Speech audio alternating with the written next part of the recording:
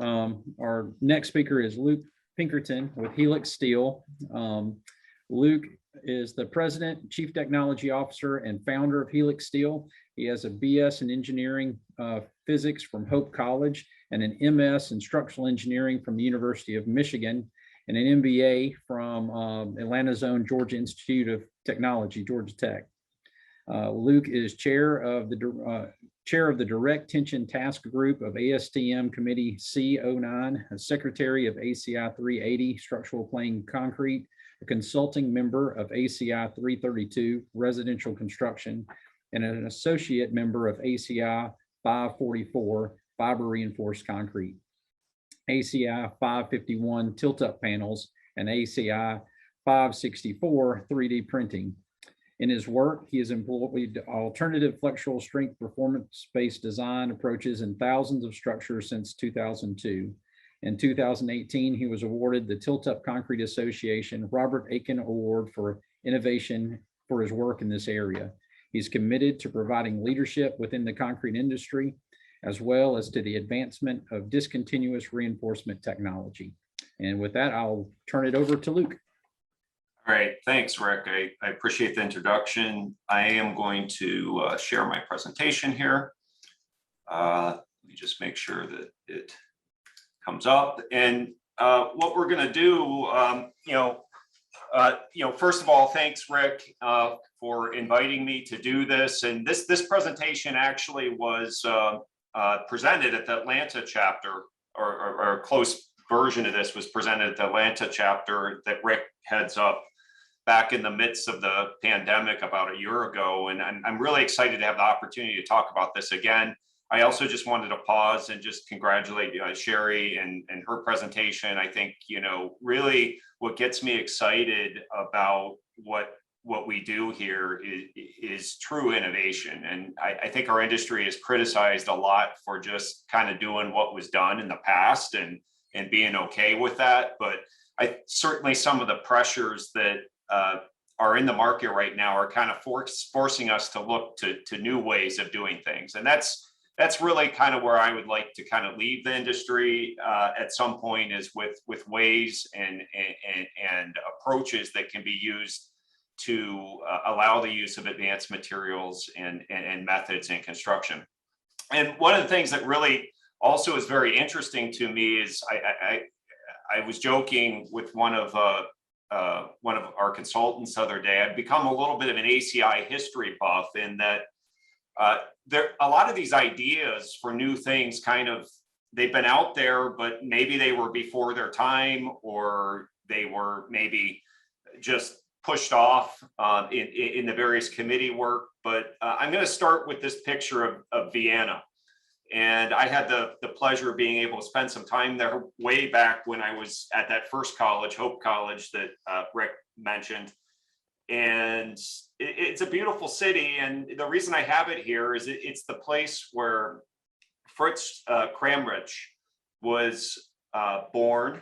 And Fritz was an immigrant that came to the United States in 1940. He immigrated to the United States in 1940 in the midst of the war, and ended up at Albert Kahn Associates, which is right here in Detroit, and was very, very active at the American Concrete Institute. And in particular, he was the chair of a committee called 322, which was called Structural Plain Concrete. It was the precursor to chapter 14 in ACI 318's code. So I expect we have some architects here. The bulk of the 318 code covers the use of reinforced concrete, but there actually is a chapter in there for structural plain concrete, and it was looked after by Fritz and his committee back in the 1950s to the 1970s, before it was incorporated into the 318 building code. Prior to that, it actually was a standalone code. So this gentleman, Fritz, had a lot of interesting ideas. Some were adopted and some were not. What we're going to talk about today is just sort of the idea of plain concrete and designing with plain concrete where it's appropriate, where it's not, and where it might be able to be extended to help address some of the issues that we're facing in the industry right now. And this slide just kind of, I imagine everybody who's attending this probably has had some issues with labor. Labor is something that's very challenging right now. Just getting people to come into work, getting people to consistently show up. Wages are getting higher. It's more difficult to get people to work, especially in the trades. I mean, this is hard work, and laying rebar is very difficult. If we can reduce or eliminate the need for rebar or reserve rebar for applications that really, really need it, and not use it in applications that don't really have a strong demand for it, it helps alleviate those concerns. It also helps alleviate concerns with steel prices, logistics, and things like that. And the market varies greatly in terms of what, we talk to some contractors where they're having no trouble getting steel, and we talked to some other contractors who have had to delay projects because they can't get steel. So there's challenges there. And then the other, underlying challenge that really has become really front and center, and Sherry talked about it a little bit, is the sustainability. And a lot of this is being driven by the Paris Climate Accord, which is basically saying that we need to limit the increase in global temperature by, I think, 2.5 or 3 degrees by the end of the century. And the corollary to that is that we need to essentially become carbon neutral by 2050. That's what they're saying is necessary to achieve that. And our industry has gotten kind of a black eye because, concrete is the most widely used man-made material in the world. There's no question of that. And just because of that alone, it has a large carbon footprint. Yes, the production of cement has a particularly high footprint, but it's gotten the attention of Bill Gates and others. If you read this book, How to Avoid a Climate Disaster, there's a whole chapter devoted to building materials. And you could argue that he's sort of bashing our industry, but you could also argue that he's challenging us to innovate. And like, for example, what Sherry talked about, thinner concrete panels, that's an example of innovation. Why do we need to use so much concrete?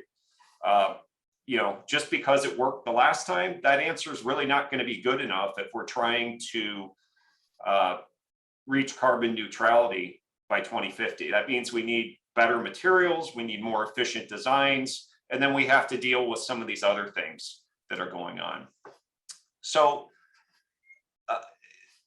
I kind of get really excited about this because I think it also, this is Architects Day, and I expect many of you are architects, and maybe you've kind of gotten to the point where you acknowledge that all you can do is design sort of boxy structures because the rebar is relatively straight, or the building materials are relatively straight, and designing more from a free form perspective is kind of off the table. This is another area of innovation that's kind of really cool to me.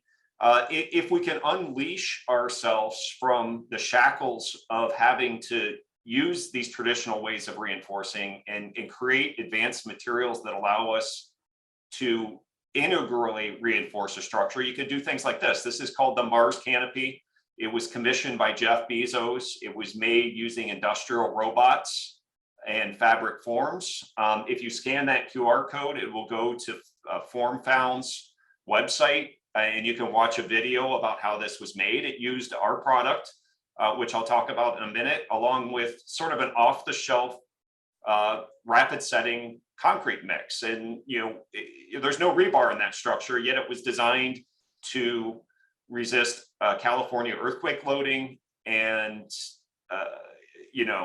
a number of other loading conditions. It's obviously just a pavilion, but just imagine if the concrete alone was good enough to deal with that. And I think as an institute, we really need to think about that. We need to think about how can we make the concrete, do things that it hadn't been able to do in the past. So one of the things that's exciting about the plain concrete approach is it provides potentially, especially if more performance-based provisions were allowed, it would open the industry to basically optimize the concrete and reward the industry for doing so by allowing it to be used in truly structural applications that go beyond this, actually in a building, for example. So that's one strategy also to address the sustainability question. If we can use plain concrete, we eliminate the need for all the carbon that's associated with the rebar. Also, if we can make the concrete stronger, we can potentially reduce its thickness. The approach Sherry talked about was kind of a combination of that, but also looking at optimizing the way that we analyze things and not just assume, the simplest possible design model, which typically will lead to a thicker section. So we just need to start to be smarter about concrete. And, this is just one piece of that.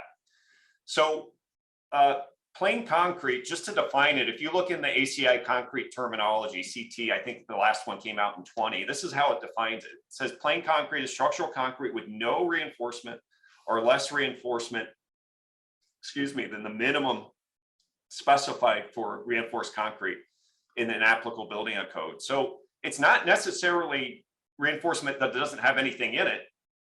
It's just reinforcement that's less than what the code says. And if those of you who are structural engineers or familiar with concrete construction, you'll know that ACI, the codes basically say you've got to put rebar in pretty much everything, with some exceptions. So plain concrete is pretty much anything that has less reinforcement than what those minimums are in the code. And the code has some minimums for temperature shrinkage. They have minimums for beam reinforcement. There's minimums all over in different sections.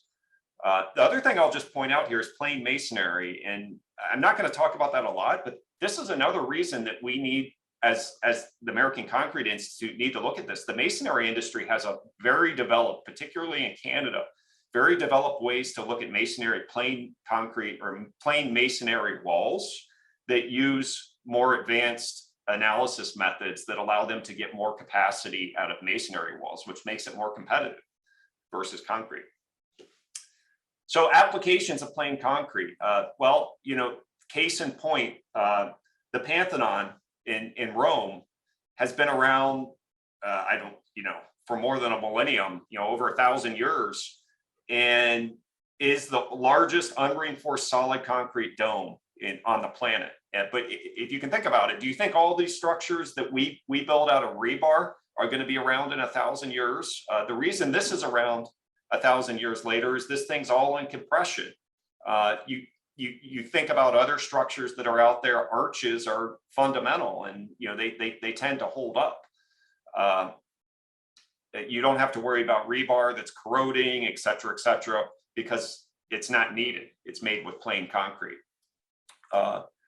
In the code today, the applications that are permitted for structural plain concrete are things like arches, pedestals, which is another name for a foundation, slabs that are supported on soil, and walls that have certain non-slender walls, for example, which are typically defined like a one-story residential wall, for example. An ICF, insulated concrete form structure, would qualify, but something like a tilt wall would actually not qualify. However, the tilt industry significantly uses plain concrete design. This is actually a panel that used the Helix product that was erected at the Tilt Up Concrete Convention a couple of years ago, where we used the plain concrete methodology to enable the design of a 4.5-inch thick panel that was erected. And the way, there's no real secret to this other than we designed it not to crack. So we knew what the strength of the concrete was going to be. We measured it with a beam test. We knew what the stresses were going to be based on the pick points there. And we provided just a little bit of rebar in it to spread the load into the member. And if you keep it in what we call the uncracked region or the elastic region, it behaves just fine. And the tilt-up industry uses this. They actually design their panels not to crack during erection. They use this uncracked plain concrete methodology for their erection design. And I think I saw some folks on the list that are involved in that type of work. So that's an industry that's really kind of enabled or leveraged that, but it's for a means and method. It's not for code. So the limitation that the code has is something that, you know, really is it's potentially an opportunity.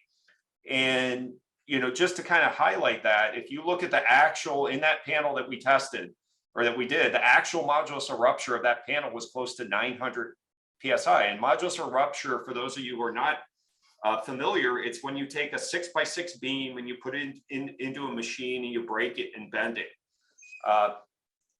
When you measure that, it's about 900 PSI. The tilt up, the ACI 551 allows the use of about half of that for lifting stresses. So they'll allow somewhere around 6 roots of the compressive strength for lifting, but the American Concrete Institute only allows more like 5, and actually it ends up being more like 2.6 when all the factors of safety are applied. It actually asks you to make a factor of safety of 4 when you do designs like this, which may be appropriate because it's a brittle material, but this really hasn't been looked at for decades, not since the 1960s, 1970s. So the way that we treat plain concrete in the code right now, ASCE 7 sort of governs everything, you know, regardless of the system. It talks about how you need to address brittle materials, which plain concrete is. The IBC is sort of our model code in a lot of areas, and it references ACI 318, and it's chapter 14. So in the current code, we use a resistance factor for plain concrete of 0.6. And in order to calculate the design value that's used, we take that beam, we don't even take the beam test, we use the compressive strength of the concrete and we multiply it by a factor of 5. In 1972, when the 322 standalone code existed, it actually allowed the use of testing directly of the modulus of rupture. So going back in history again, going back to 1972, you know, here's Fritz, our friend Fritz from Vienna again. He was the chairman of this committee, and they very much believed, and I'll show you in a slide kind of what their belief was. But his very strong points was that if people make efforts to make the concrete better, it ought to be given credit. And if we're basically basing the concrete capacity for plain concrete on the compressive strength, well, you know, we can make the concrete compressive strength better, and it might not have an effect on the flexural strength directly. So it's sort of an indirect way to allow that. So he was a big proponent of allowing direct measurement of the modulus of rupture of the concrete for design of structural plain concrete members. So, you know, again, he was the chair of this committee. They published a code and a number of reports in the 1950s, 60s, 70s, and then it was sort of incorporated into the building code. He also had a lot of other ideas along with many others. Again, this is kind of going back into kind of history and ideas that have come up over the years that maybe didn't catch on. And I'll kind of bring this full circle for a second. I mean, we sell a discontinuous reinforcement product that is used in concrete, and a lot of people just didn't want to look at that until all of a sudden it becomes difficult to find steel. So it's been a very busy year for us. It's difficult to find steel and difficult to find labor. some of these ideas were really innovative, but maybe there wasn't a market at the time. Maybe there is now. One of the most famous is Meyerhoff. Meyerhoff, for those of you who are involved with slab design, we talked about that in the last present. He published a paper, and I don't even know what year this was. It's probably the 1960s, where he had a method for designing pavements that basically allowed cracking on the bottom and redistribution of the load. And I may be not 100% accurate, Sherry, but I think some of those principles are probably used in what you presented. It's also used in ACI 360, but typically in the context of fibers. He originally designed this for plain concrete, use of plain concrete pavements. The second one, I mentioned the Canadian code and masonry walls. That industry has really worked hard to figure out how to use two-way analysis of walls, for example, to get more capacity out of plain concrete or plain reinforced concrete, masonry walls. And it's actually in the Canadian code. It was an innovation that really came about because they were being challenged by the cast in place poured concrete wall industry. And actually that industry has a much higher rebar requirement than they do because they innovated.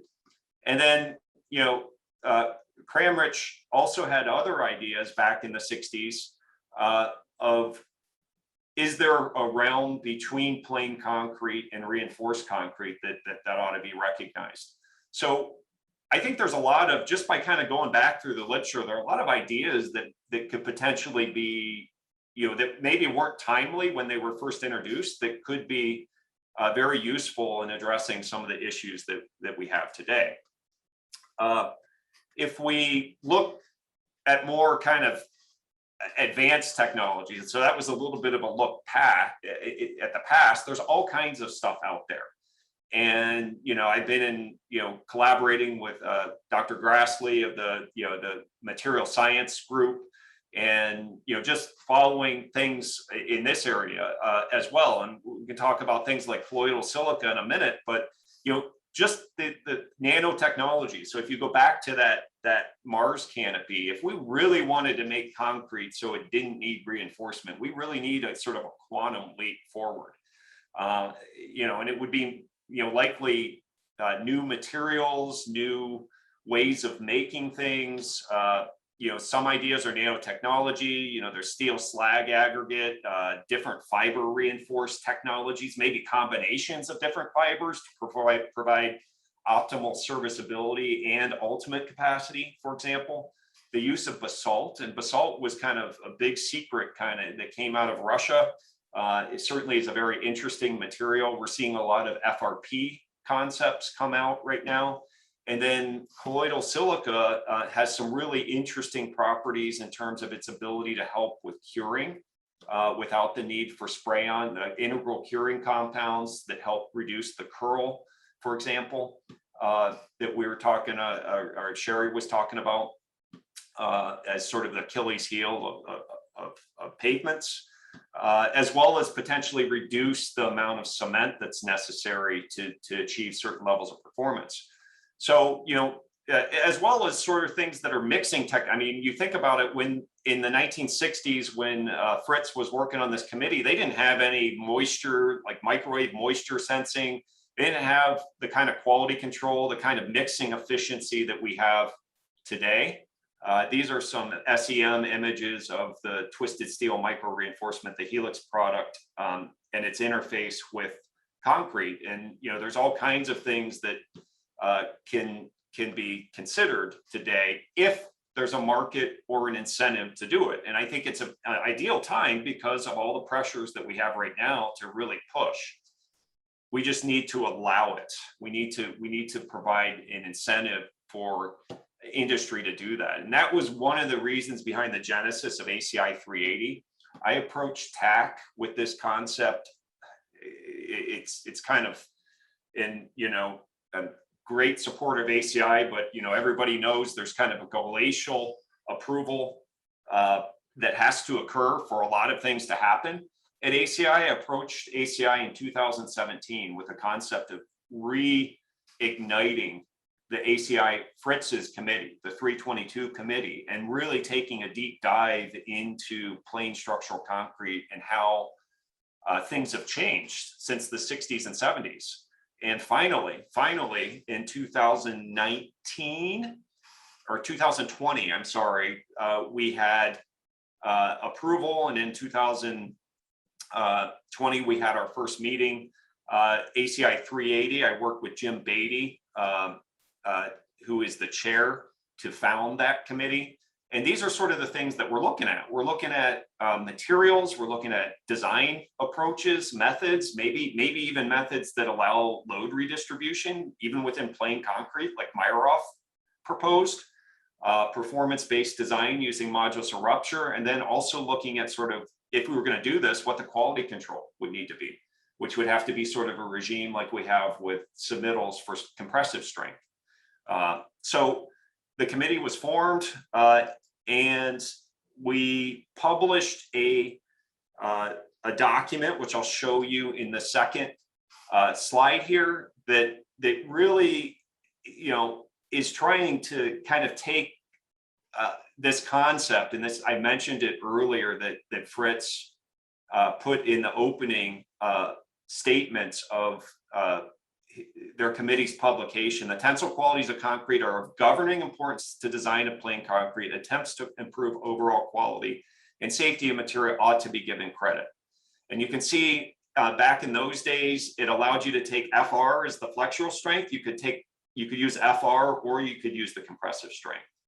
One of the things the committee's looking at is going back to something like that. What is an appropriate modification factor to allow that? And the idea is if companies could come up with ways to increase this FR, maybe increase it without increasing the carbon footprint of the concrete, even better, you can do more with plain concrete and eliminate the need for rebar in a lot of those applications that I mentioned. Now, it is limited to things like foundations, walls, pedestals. We're not going to build a high-rise building out of this, but let's face it, most of the concrete that's out there is not in high-rise buildings. It's in your basement walls in residential, it's in pavements, it's in slabs, footings, and things like that. So you can go, for those of you who are ACI members, you can go and you can probably go on the website and find the publication of this. If anybody's interested in getting a copy of this, I can probably help you with that if you let me know afterwards. But this was a paper that I published in Concrete International with the new 380s editing, and it kind of goes through a lot of what we're talking about today, but then it proposes this, and I apologize, it's a little blurry, this simple model. And those of you who are engineers will kind of get this. If you're not an engineer, basically what this is it's sort of the section analysis for plain concrete. And we can determine plain concrete's capacity by simply taking the depth of the section, the width of the section, and multiplying it by that flexural strength that I've been mentioning. Now, there's some other things that need to be looked at, and this is one of the reasons we need a committee. It's not that simple. There definitely is a size effect, and there definitely is some resistance factor that needs to be incorporated to properly to achieve a safe and reliable design that meets the ASCE 7 requirements. So this is a little bit of how that modulus or rupture is measured. This is actually from our laboratory. This is a 6x6 beam. It just goes into a machine. These machines typically can also run compressive tests. So this test is very cheap, unlike some of the tests that are out there for, like, for example, fibers that are very high coefficient of variation and very expensive to run and only can be run in certain places. This is cheap. Pretty much anyone who runs compressive tests can buy a fixture that goes into their machine that runs this.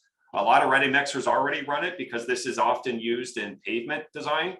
Again, going back to ACI 330, it's the primary design input for ACI 330. So some DOT specs will ask for submittals of ASTM C78.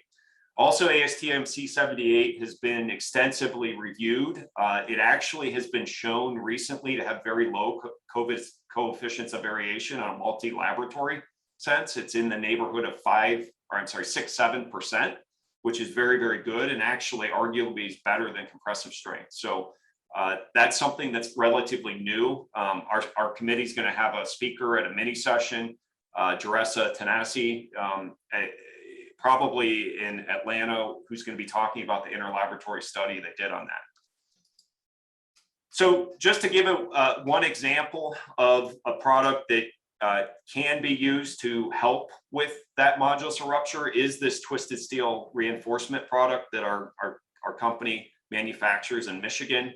It has a twisted shape, so you can imagine it locks itself into the concrete and is able to start to pick up load prior to large crack formation or change in the major change in that slope of that ascending branch and bending.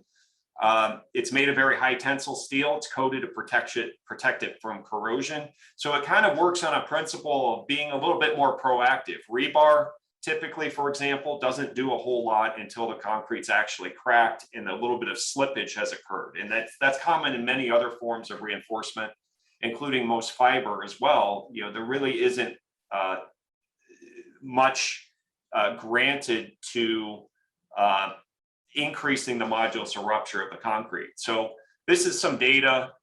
This is sort of a very optimized mix where we were able to get actually almost twice the capacity, 50 to 100% more capacity by using the product at a high dosage with a special mix. But in normal concrete, we can get something around 15-20% increase. Doesn't sound like a lot, but it can make a difference. Steel fibers, you can get a little bit of increase. Typically, the dosage needs to be higher. Synthetic fibers typically fall a little bit more into the post-crack realm, you know, just as a function of you know, their modulus of elasticity. So the better bond you have, the stiffer the reinforcement, the more likely you're going to be able to increase this. Now, there are other ways, certainly, to increase it that are probably even more efficient than this.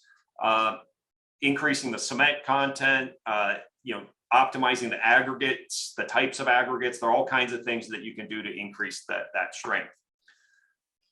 Just kind of using this as an example, what we have done is worked with the International ICCES, International Code Council Evaluation Service, to develop a design model that uses that formula that I showed earlier, a scale adjustment factor, resistance factor, and then the modulus of rupture and the section modulus.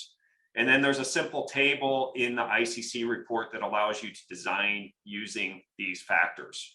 And what you will find is that you can get more out of this than with the plain concrete provisions in the building code themselves, which really suit themselves well to, again, they're not, you know, we're not designing 50-story buildings like this, but basement walls like this. So if you don't have to worry about a lot of horizontal bar in this and a lot of rebar in it, these walls are a lot easier to construct. They take less labor. It's safer if you don't have rebar poking out all over the place. And we have tens of thousands of homes that have used this product in this capacity using that type of design approach. The advantage, again, is that the product is just added to the truck, typically before it's shipped. This guy's adding it after. But typically what we like to do, I think I saw, you know, some of our ready mix partners on the roster earlier, they will add it at their plant and ship it to you, and it'll be printed right on the batch ticket. And they certainly can provide that flexural testing for verification if you're using this design approach. The applications, again, are really limited to those plain concrete applications. So, you know, slabs, footings, you know, ICF walls, things like that. This is some more video from that same project where you can see it's a high-end home with all kinds of different geometry. And just the simplicity of not having to use that reinforcement in there makes it a lot easier to install in the field. This is a little bit more about what that report looks like. And those of you who aren't familiar with the ICC, I mean, basically they provide building product evaluation reports that allow engineers to design and use alternate materials under the alternate material sections in the IBC as well as ACI. They both have approaches that allow this. The report has the basic design table that I showed earlier that shows that modulus of rupture and the design equation, but then also has a prescriptive table for basement walls like you just showed. So, for example, if you've got a 9-foot wall or an 8-foot wall with a 7-foot backfill, it gives you the exact quantity of the product that needs to go in to meet that requirement based on that modulus of rupture type design. For above grade walls, it's similar, except instead of soil, you're looking at wind. This is an example of a project we did in St.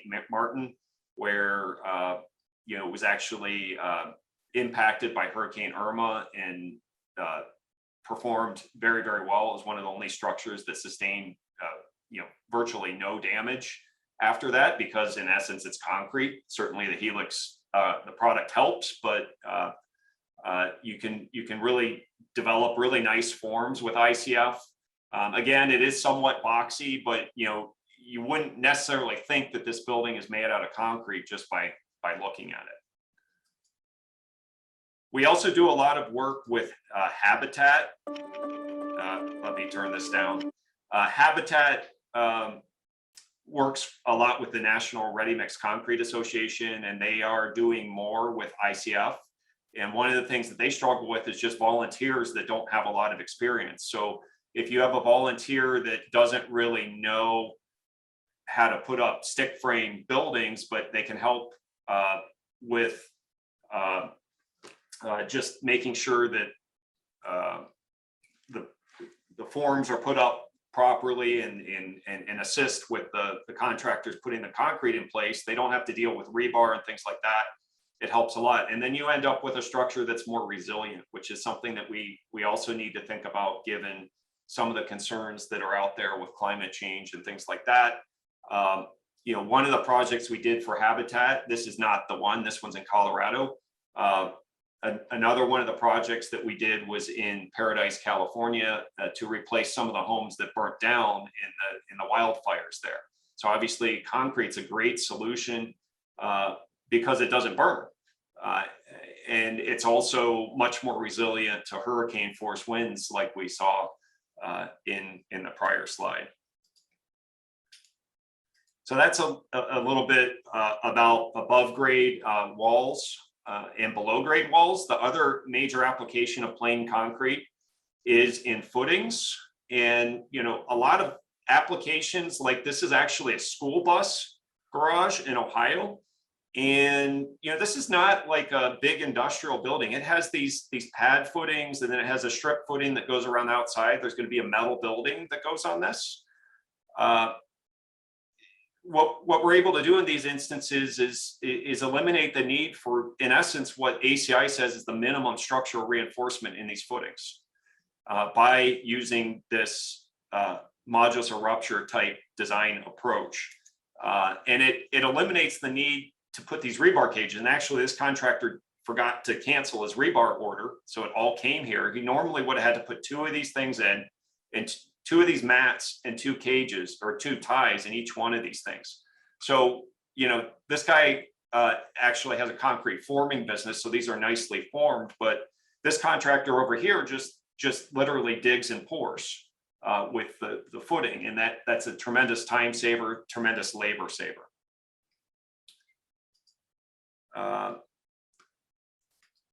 So these are examples of different projects that have been done using this approach over the last 15 years. One of the first ones was, and I'm not sure we have it on this one, but it goes back almost 16 years, Fairmont Village, or actually not 15 years, 2006. and then, footings, foundations, and wall type projects. So the other application of the product or of the approach is in structural slabs on ground. And I was in the ACI 360 meeting yesterday. There's a lot of discussion about this, and it's a discussion. They're actually looking at putting an appendix in the code, or it's not a code, it's a report that talks about sort of serviceability versus ultimate. And I have a slide here, which I'm going to very heavily qualify next. You don't really need to worry about a slab on grade failing in the way that this picture portrays, but what you do really need to worry about in a slab on grade is, how serviceable is it? And Sherry talked about that kind of that thump, thump, thump, thump that you get. Imagine you're an Amazon forklift driver driving around over that thump, thump all day long, every day. That's ergonomically not great, and it also has a huge impact on the service life of those vehicles in a warehousing type environment. So, there's going to be a little bit more discussion in the new ACI 360 about serviceability and making sure a client knows, are you designing the slab such that it will remain uncracked, or are you allowing a type of design like the Meyerhoff method that allows cracking on the bottom surface? And if so, what are you doing to kind of prevent the cracking from coming to the top? And that's where things like fibers and things like that come into play. But a lot of people don't understand that, and they just kind of relegate their design to an engineer who will look for the most efficient design, and maybe they end up with a design that has maybe more deflection or cracking in it that they want. So there actually is a lot of research on this, and I'm not going to get into it. I have another webinar that goes into slab on grade, but it's really the difference between keeping the design elastic, which is what we've been talking about, versus letting the slab crack and the loads redistribute.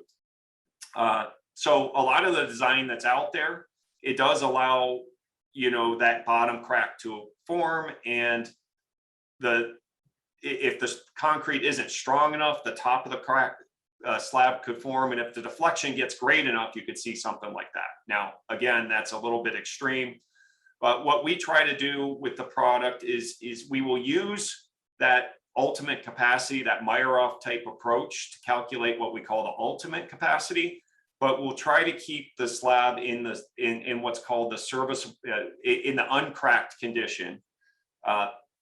In essence, design it to be uncracked in what's called the service condition. And the difference is serviceability is basically what is the actual load on here, and the ultimate is sort of the worst case.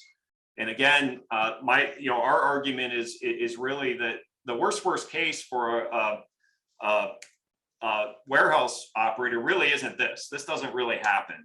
It's cracks all over the slab, or dominant joints, or things like that make the slab less usable. So when we approach these sorts of designs, we're looking at, how can we make the slab serviceable at a level where you can stack racks all the way to the top of the building? And at the same time, how can you reduce the carbon footprint and joint spacing and things like that? We definitely have approaches for extending joint spacing, which I realize is a little bit of the opposite approach of what Sherry talked about, but it is something that people are interested in because of what I mentioned about, joint maintenance, joint movement and things like that. These systems do need to be looked at very carefully. This is North Star Sheets. This was done in the Minneapolis market with AVR, and this had 100-foot joint spacing, and you have to look at the detailing very carefully. You also have to look at the mix design very carefully. We've also very successfully implemented certain types of admixtures that allow the elimination of wet curing. Wet curing is one of the things that can help with the curling issue, but it's also very expensive and time consuming and not very practical for people to do. So if you can eliminate the need for wet cure, it really helps make the construction sequence a lot faster and lower cost. So we got some great successes on that. And then kind of rounding out the applications, we have exterior pavements, and we work quite closely, and actually the ICC report has direct reference to ACI 330, which is actually included. There's a really nice pavementdesigner.org tool that incorporates really all the stuff that Sherry was talking about, with the ACI 330 and street pave, some of all the different approaches that were out there for pavements. And really the primary design factor that's used in that is what they call the 28-day flex strength, which is exactly what that ICC report provides. We have a table that has those modulus or ruptures for various strength mixes. You can put it right into this design, and using a very conventional approach that can be verified by field testing of the strength, or certified by a ready mixer in a submittal, can provide a benefit through a higher modulus or rupture. And this is an example. This is Park Avenue construction down in Laredo, where they were able to eliminate the need for reinforcement using the ACI 330 approach for this warehouse. This was almost 1 million square feet of paving. This is just conventional joint spacing, but it used the ACI 330 approach along with the twisted steel micro reinforcement concept. And then this is in Mexico, a little bit more interesting, but you can see a nice stamp pattern. But again, the Mexican Highway Authority has done a lot of the testing with similar equipment as to the last presentation, looking at up to 5 million easels with this approach, and they're starting to specify it in applications in pavements. So just a couple more slides to wrap up. The overarching discussion here is sustainability, and I have a lot more we could talk about with that. But the important thing to note is, as concrete designers, we're not really supposed to calculate the overall impact of a structure, but we should be aware of it. I have an AIA accredited presentation that just talks about that. Being aware of what the carbon impact is of what you're designing and how you're designing it. And you could do just kind of back of the envelope calculations, but really the actual calculations left to whoever's kind of integrating the whole system. But we have a little calculator on our website that's fed with information from Athena Sustainable Building Materials, same from the prior discussion, that did a study on our product that allows you to calculate the impact or the change, the reduction in global warming impact and total primary energy. But it's really just an estimate. If your customers are looking for this, which you're going to see more, I definitely encourage you to educate yourself a little bit more on what an EPD is, and what the design choices that you make, how they affect those quantifiable values like the global warming potential, which is the carbon footprint. And that's a whole nother topic. We have a way to kind of estimate it based on thickness and dosage of the product, but it's not rocket science here. It's just kind of adding up, doing a little bit of an addition of what's out there. So in summary, we need to innovate. We need to answer kind of Bill Gates' challenge. We need to innovate. We need to become better. What we're doing, what we've been doing isn't good enough. Plain concrete, that's just one piece of it. We need to come up with better materials, better ways to analyze things, new ideas that might have seemed crazy when they were first maybe developed, or even now. And think about, what would a world look like without the need for rebar? And what would a world look like where concrete was so advanced that it was maybe even surpassed the mechanical properties of steel? And if we're truly going to go explore other planets, and we're going to start to look at having machines build, like with 3D printing and things like that, we need that. And if we want to be sustainable in the way we do that, we also need materials that use processes and materials that are not as sort of offensive from an environmental impact. So, this is just some information about the Habitat for Humanity, if anybody's interested in what NRMCA is doing there. If you're designing wood structures and you're interested in having them converted to concrete, definitely Build with Strength through the NRMCA is a great resource. They will actually help you redesign your structures. We have a staff of structural engineers that can help you look at different options to meet your goals, whether they be sustainability or certain load bearing capacities and things like that. We've worked with a lot of companies. We've been around for 20 years. Our product is made in Michigan. And if you're really interested and want to learn more about the ICC report or any of the things that we talked about, use cases, things like that, we have all that information on our website, and you can find that if you scan that code. So that said, that is kind of where we end, Rick. And if there are questions, I'm happy to answer.